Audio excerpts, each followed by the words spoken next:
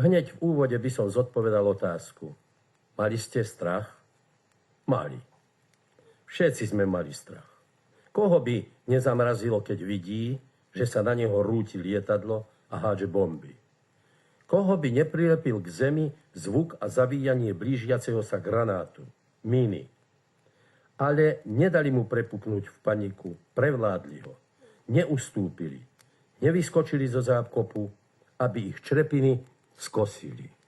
Keď už začiatkom leta 1944 lietali furmani ponad naše letisko, nad Prašivú, rátali sme, že našim vstupom do odboja bude letisko Mokrať naplno využité lietadlami zo Sovietskeho zmazu.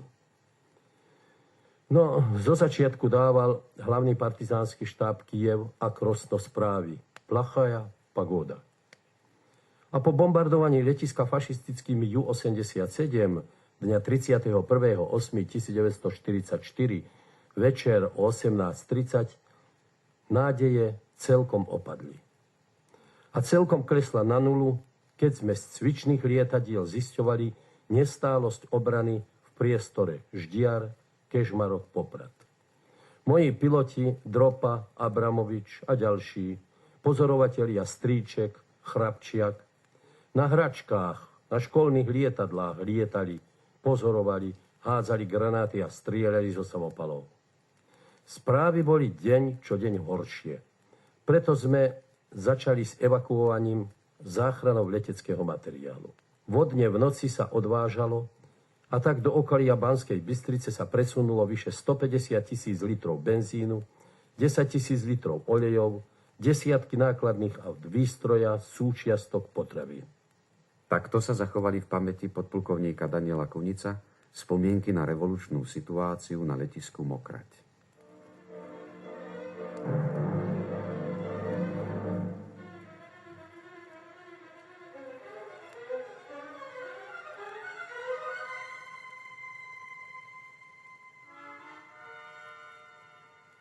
Ľud sa stal prostredníctvom Slovenskej národnej rady a revolučných národných výborov zákonodarcom i správcom oslobodeného územia obnovenej Československej republiky. Každý člen Slovenskej národnej rady skladal sľub so slovami: svoje povinnosti budem riadne a čestne plniť a neprezradím nič z toho, čo by mohlo ohroziť alebo poškodiť našu brannú silu a vedenie národného odboja. Aj z obsahu sľubu, ktorý musel každý člen Slovenskej národnej rady zložiť do rúk jej predsedu, vidieť, že bojové úlohy sa považovali za prvorade. Spomína člen povstaleckej Slovenskej národnej rady generál Anton Rašla. Predsedníctvo Slovenskej národnej rady temer denne prijímalo referáty zástupcov povstaleckej armády a partizánskych jednotiek o vojenskej situácii. Všetky tie referáty alebo tie styky prostredníctvom tak Šmitkeho a tiež prostredníctvom Voliana, ku ktorému som musel denne chodiť s referátom. A ak nebol prítomný, ak bol niekde v bojovom pásme, tak to bol náčelník štábu povstaleckej armády, vtedajší major generálneho štábu Julius Nosko. Denne sme museli podávať správy o bojovej morálke, o situácii v jednotlivých útvaroch tej povstaleckej armády. A potom som pritom aj mohol navrhovať určité opatrenie. Najmä to je známe opatrenie potom jednak veliteľstva povstaleckej armády o tom, že priamo velitelia sú zodpovední za potieranie nejakých negatívnych zjavov, napríklad keby sa tam vyskytla neposlušnosť alebo neplnenie bojových rozkazov, že sami majú na mieste zakročiť, veľmi tvrdo majú na mieste zakročiť, keby sa tam vyskytli nejaké prípady, pravda, ktoré by ohrozovali bojaschopnosť týchto jednotiek. To som musel prípadne návrhy predkladať v Slovenskej národnej rade, a to prostredníctvom týchto zástupcov, ktorí boli delegovaní, to bol tak Šmitke, ako i Volian, prípadne povereník pre národnú obranu, podplukovník doktor Ferienčík. So súdruhom Husákom som bol temer denne. Na jeho byte sa vykonávali také operatívne porady. Napríklad vydávať sa začalo nové slovo, áno, A pokiaľ ide o Laca Novomestského, tak sa na to pamätám, že tú prvú noc, keď prišiel na povstalecké územie, do rána som mu dával teda som mu prednášal situáciu o tom, čo sa robí, akým spôsobom, najmä po tej vojenskej stránke, áno? Po tej, by som povedal, bojovej stránke.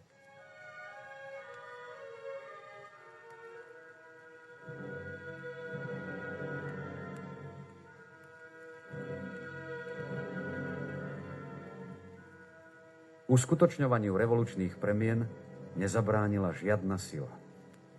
Jako člen ilegálního revolučního národního výboru v Banské Bystrici, který se ustavil asi 2 měsíce před slovenským národním povstáním, zašel jsem 30. srpna ještě před obědem za jeho předsedou Gustavem Zemanem a dal jsem se mu k dispozici pro další úkoly. Sešlo se nás tam už více a vzrušeně jsme diskutovali o nastalé revoluční situaci a o úlohách, které z ní pro nás nastávají.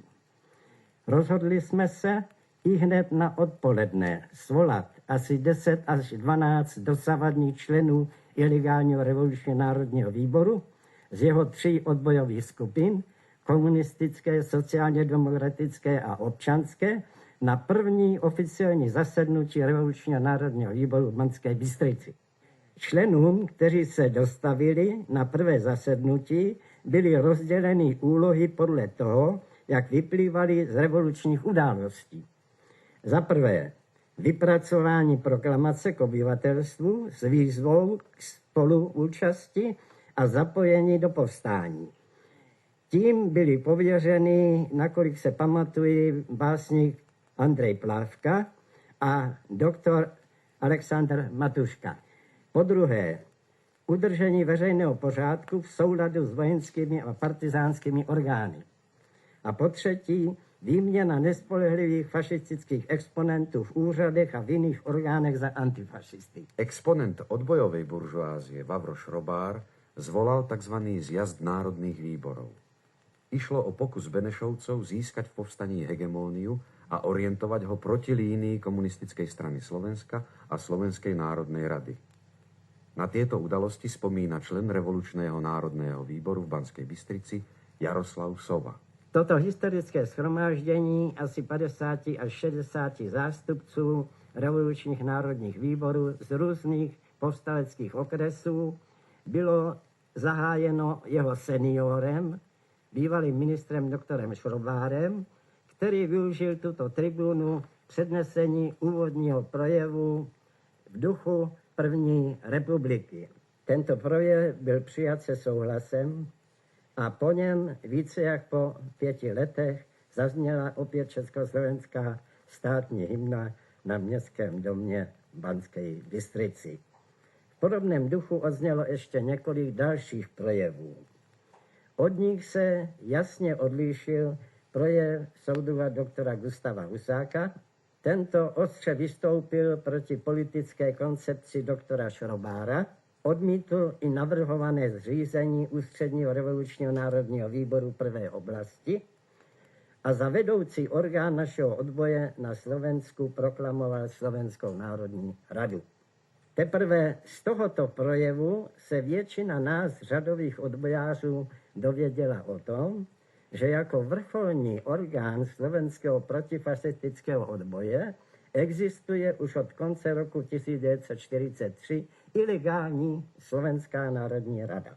I potom, když jaksi už byla vyjasněna otázka kompetence našeho revolučního národního výboru v Banské Bystrici, už jen jaksi na tu místní činnost, ano, měli jsme dost starostí, abychom zvládli úkoly, které se na nás hrnuly.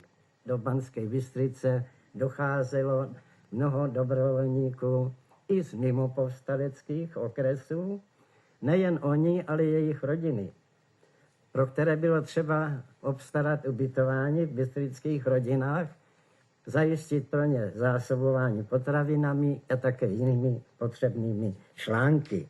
Zejména pro nás Čechy, kteří jsme prožili tehdy ty těžké roky na Slovensku, toho protičeského štvaní. Bylo to pro nás opravdu poznášející, když jsme viděli, že většina slovenského obyvatelstva se spontánně přidávala jaksi k té výzvě zapojení se do povstání, že se houfně hlásili mládenci do naší armády povstalecké, tak to bylo něco, co nás velmi povznášelo.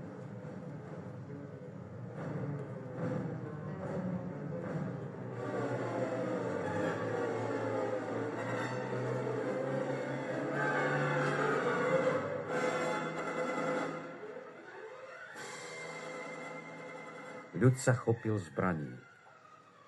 Jeho nespočetné hrdinstvá postávajú v spomienkach, ktoré nemôžu vyblednúť.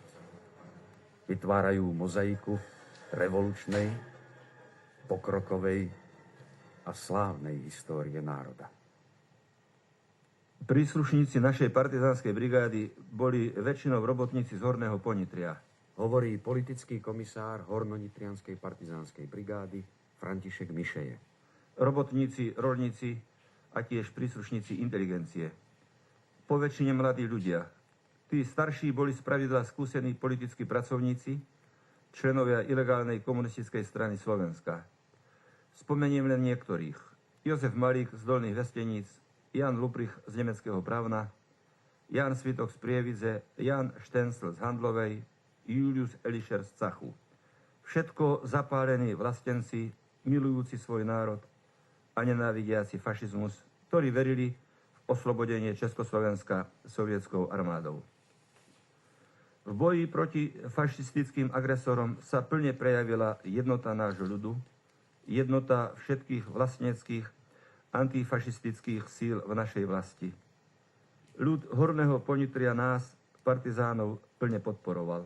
Práve táto podpora bola jedným zo základných predpokladov úspešnosti boja našej brigády.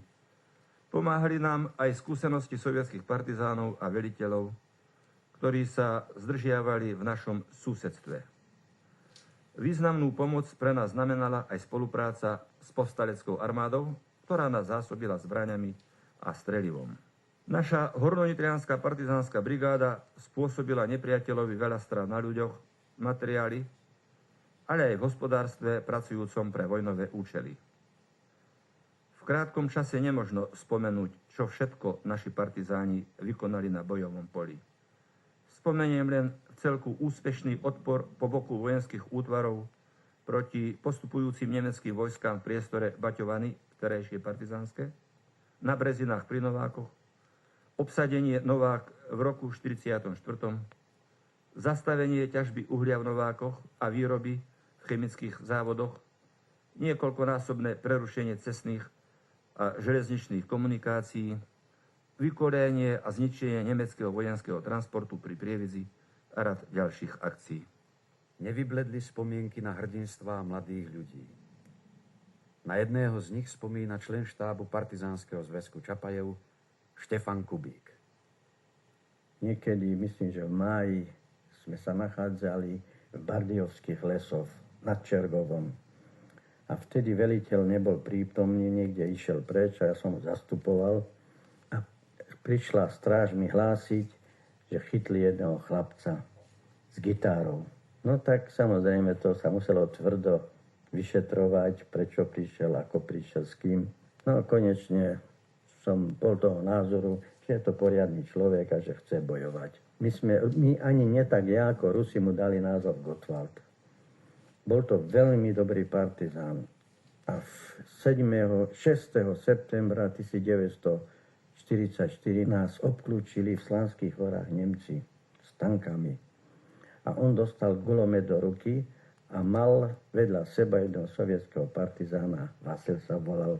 Keď útočil ten tank na nich, nielen na nich, ale na nás všetkých, oni mali obranú pozíciu, takú postavenie, strieľali z gulometu a kričal, Gottwald neustúpi. Ostal tam ležať, aj on prešiel do tank, aj ten Vasil, ten sovietský partizán.